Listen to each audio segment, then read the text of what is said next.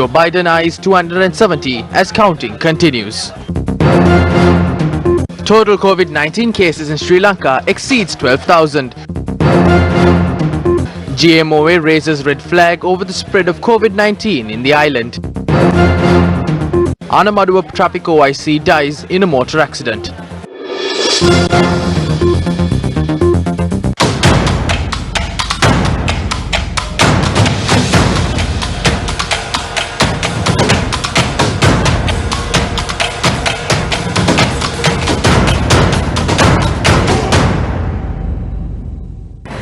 A very good afternoon. You're watching Lunchtime News on TV1. I'm Zinat Musafir. Now, to bring you the latest from the 2020 US presidential election, we have Chaturanga Hapuarachi from the newsroom. Chaturanga, a very good afternoon. What exactly is happening in the USA? Good afternoon to you, Zinat. Good afternoon to our viewers. What is happening in the USA is quite interesting. Usually by this time, especially in the 2016 election, there was a clear indication as to where the votes were going and who was actually winning.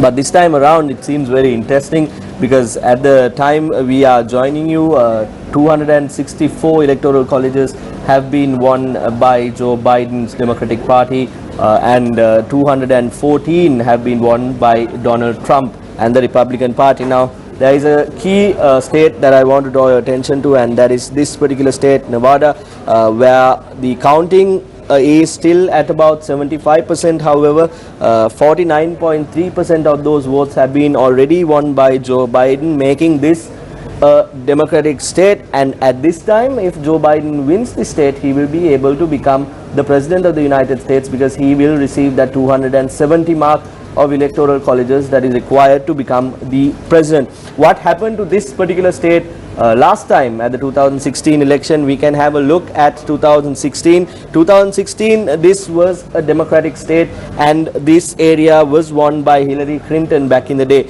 Keeping this same 2016 map, let me draw your attention to these two states here, that is Wisconsin and Michigan. Both these states were Republican states last time during the 2016 election. However, this time around, let me switch to 2020 and show you that both these states have now become blue states or Democratic states. However, Pennsylvania, North Carolina and Georgia, these are the battleground states in the US presidential election. All these three remaining states and Alaska as well are in favor of Donald Trump at the moment. There are three electoral colleges here in the Alaska state, and there are 20, 15 and 16 in these three states here in the west coast of the United States. Now, keeping all this in mind, will Donald Trump get enough to secure the 270 by winning the remaining states at the moment? The answer is no. He has to also win Nevada, but Nevada is currently in favor of Joe Biden. Now, what does this all mean to Donald Trump? What does this all mean to the Republican Party? As I said, Wisconsin was earlier Republican state which has now converted into a Democratic state. However, the difference of the vote percentage is marginal, as you can see, and there is 99% has been voted in.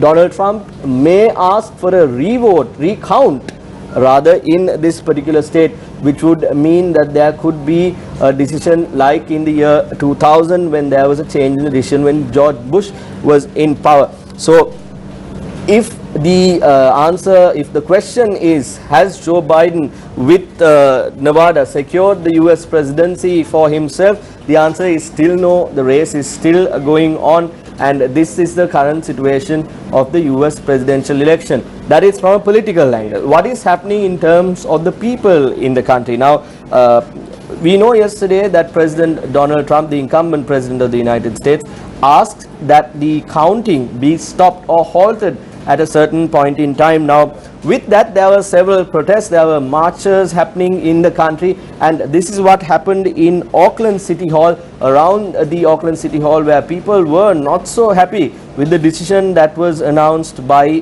President Donald Trump. They said they want every vote that was cast to be counted for the US presidential election. You're viewing visuals of these protests happening near the Auckland City Hall. Similarly, there were protesters in the streets of Manhattan, especially in the West Coast, an area where people's attention is already already a Democratic area, favor in Joe Biden. People have come out to the streets of Manhattan demanding that their votes be counted ahead of the presidential election, and this is of course going against the statement made by President Donald Trump asking that the votes be stopped. Going back to Philadelphia, Philadelphians also expressed disappointment after election day that the results weren't in and it was clear who won the seat at the White House. So people also are waiting for the results to come out in the aftermath of the election. People want the results to come out, but especially in Pennsylvania and North Carolina, the counting is still on and the result may take longer to come. Now, there were allegations of fraud as well. The Philadelphians also, there were allegations of fraud. Let's watch what happened. The US presidential election hung in the balance, with a handful of states set to decide the outcome in the coming hours or days, even as Donald Trump falsely claimed victory and made unfounded allegations of electoral fraud. President Donald Trump and his Democratic rival Joe Biden both still have possible paths to reach the needed 270 electoral college votes to win the White House, as states keep counting mail-in ballots that surged amid the coronavirus pandemic. Voting concluded as scheduled on Tuesday night, but many states routinely take days to finish counting ballots. Huge numbers of people voted by mail because of the coronavirus pandemic, making it likely the count will take longer than usual. Now, President Trump's Republican Party have filed lawsuits in Pennsylvania and Michigan and are asking for a recount of votes in Wisconsin. What is happening in Pennsylvania is that there were again allegations of fraud, and the mail-in ballots, the delayed mail-in ballots is the problem of these legal battles. So we'll listen to what the governor of the state of Pennsylvania had to say. Philadelphia Governor Tom Wolf has vowed that every vote is going to be counted. Let me be clear. In Pennsylvania, every vote is going to count. I'm going to fight like hell to protect the vote of every Pennsylvanian.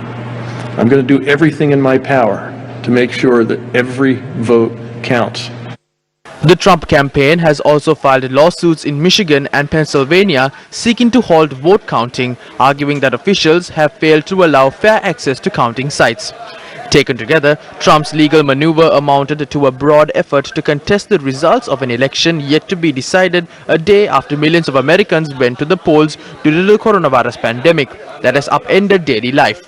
They followed Trump's early morning attacks on the integrity of the vote, as the president falsely claimed victory and suggested without substantiation that Democrats would try to steal the election. Now, with that being the case in the United States of America, what did Democrat Joe Biden had to say? Let's listen to what he said. Now, after a long night of counting, it's clear that we're winning enough states to reach 270 electoral votes needed to win the presidency. I'm not here to declare that we've won, but I am here to report when the count is finished, we believe we will be the winners. Now, every vote must be counted. No one's going to take our democracy away from us. Not now, not ever. America's come too far. America's fought too many battles. America's endured too much to ever let that happen.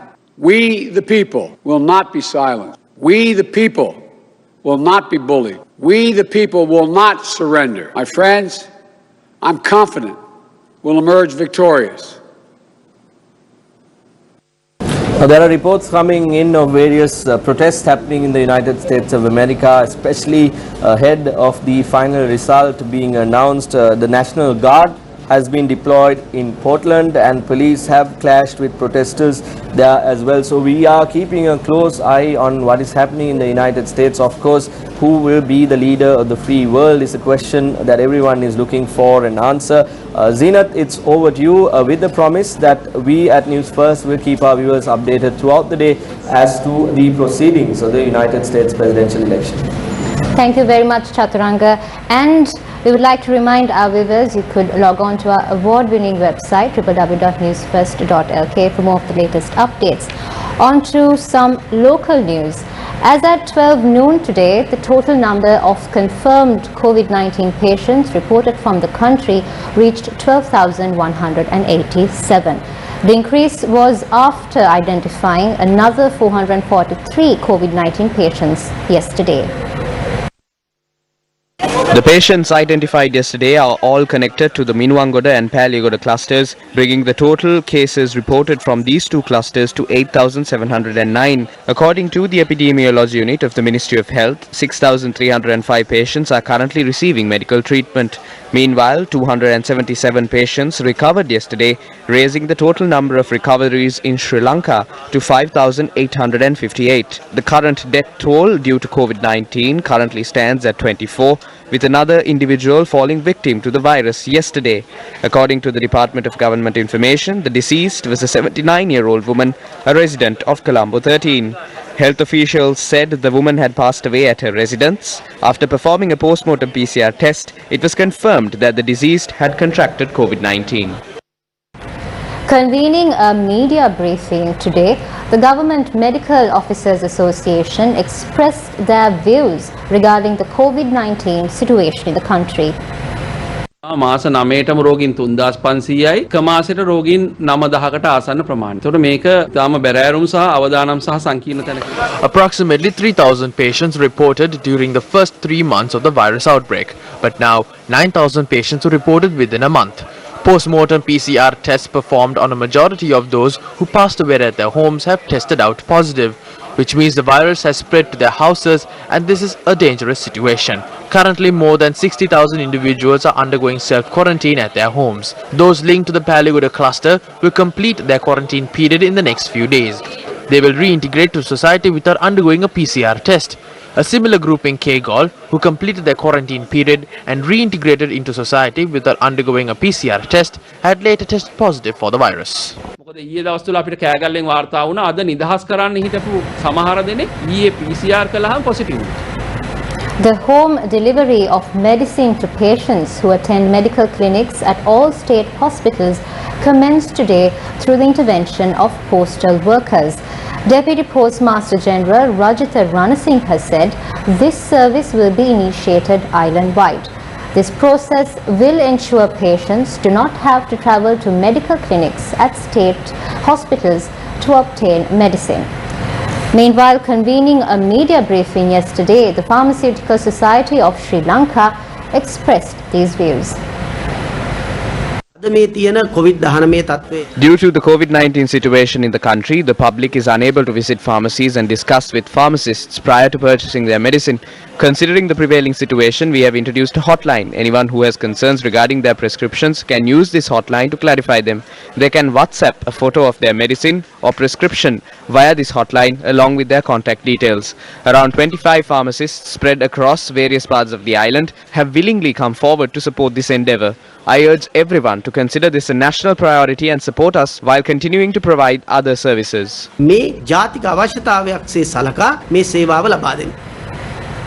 A number of dedicated economic centres in the Western Province were opened for business today despite quarantine curfew being in effect.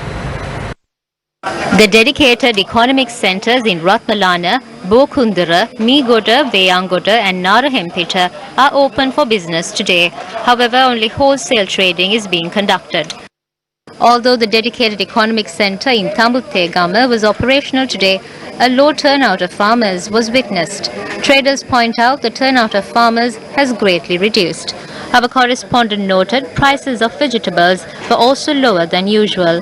Similarly, a low turnout of consumers were witnessed at the Manikumbura Dedicated Economic Centre in Katugastota. Produce from various areas of the island have been brought to the economic centre. Our correspondent noted trading was conducted while adhering to health guidelines. Wholesale stores in the 4th and 5th Cross Street in Petta were also in operation. People from other provinces had also arrived in Petta to purchase goods. On to some news from Sri Lanka's capital markets. Sri Lanka sold less than half the treasury bills offered at the central bank's weekly auction yesterday, while receiving bids worth 52.3 billion rupees, just 1.3% of what was subscribed. Accordingly, the auction, which offered 40 billion rupees worth of treasury bills, only sold 19 billion worth of treasury bills. The auction saw undersubscription in all three maturities. On to some tragic news. The traffic OIC of the Anamadua police has died in an accident that had occurred in the town of Anamadua. Police said the accident that took place when the motorcycle the police officer was riding had veered off the road and crashed onto a clock tower. Police added that the incident took place while a police officer was trailing a lorry that was illegally transporting cows in the Kochikade area. Another police officer attached to the Anamadua police had sustained injuries in the accident. Further investigations in this regard are currently underway.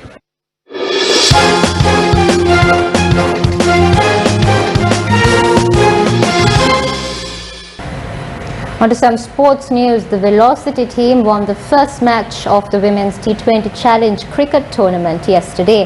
Captain of Sri Lanka's women's team, Chamari Atapattu, and former captain Sashikala Sirivardhana are participating in this year's tournament under the Supernova ticket.